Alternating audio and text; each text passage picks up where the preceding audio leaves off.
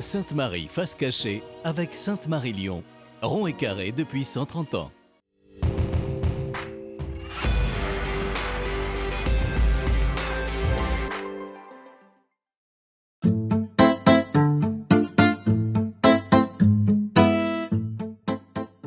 Sur la colline de Fourvière, le site de la Solitude accueille maternelle, école élémentaire et collège.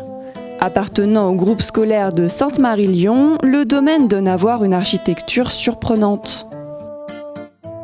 Derrière les murs, dès l'entrée de l'établissement, les premiers bâtiments surnommés Village des Sixièmes offrent un bon aperçu de ce que proposent les lieux. Voilà, ce qui est assez particulier effectivement dans le village des Sixièmes, c'est cette présence des ouvertures, avec des bâtiments vraiment séparés les uns des autres, des classes même séparées.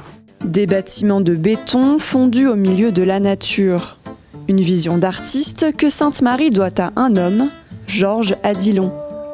Réaménagé en 1966 à la demande du père mariste Marc Perrault, les nombreux bâtiments situés au cœur de ce parc de 7 hectares portent la marque de cet artiste, devenu pour l'occasion architecte. Il y a un bâtiment par division.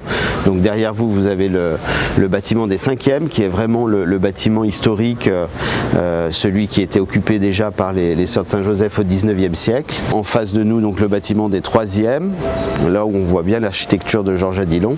Une architecture qui se caractérise par l'apport de matériaux bruts tels que le béton, le métal et par des formes très géométriques qui se retrouvent jusqu'au cœur des bâtiments. Voilà, des détails très adiloniens comme les appliques, les poignées de porte. Il y a cette exigence aussi sur les détails et pas simplement sur le bâtiment en général.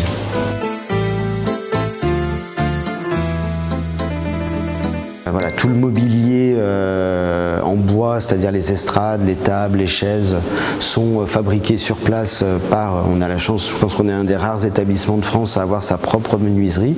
Il y a vraiment une attention particulière à la qualité du mobilier. Décédée en 2009, l'œuvre de l'architecte est reprise aujourd'hui par sa fille, Marie Adilon, en étroite collaboration avec les chefs d'établissement. Le rendu actuel est un mélange de ces deux influences, Adilon père plutôt porté sur une architecture courbe et Marie plus influencée par les formes rectilignes. L'aspect massif de ces bâtiments rappelle le mouvement architectural du brutalisme, rendu célèbre par Le Corbusier. Un aspect massif nuancé par l'apport du verre et de nombreuses ouvertures. Le fait qu'un certain nombre de ces bâtiments soient sur pilotis, ça crée vraiment une ouverture, une perspective. Voilà, ces bâtiments ne bloquent pas la vue, ne bloquent pas l'espace. Il y a vraiment une facilité de passer de l'un à l'autre. On traverse les bâtiments par les fenêtres, par les ouvertures et donc par ces pilotis ou ces colonnes. Une rénovation respectueuse de l'histoire de cet ancien couvent qui garde encore des traces de ce passé. Peu à peu devenu école, le lieu accueille depuis la fin du 19e les générations futures et continue aujourd'hui de former la jeunesse entre nature et béton.